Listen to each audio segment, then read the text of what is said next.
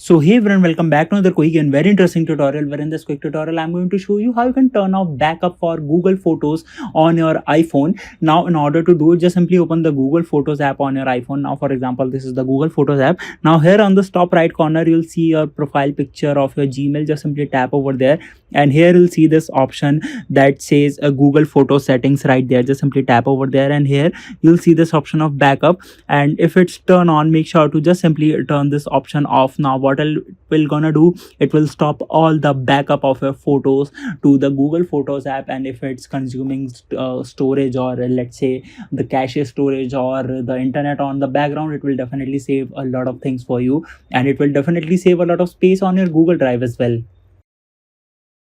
Alright, so that's it for this tutorial. I hope this video will be helpful for you. Make sure to hit the like button and subscribe button for more such helpful and interesting tutorials. See you in the next one. Take care.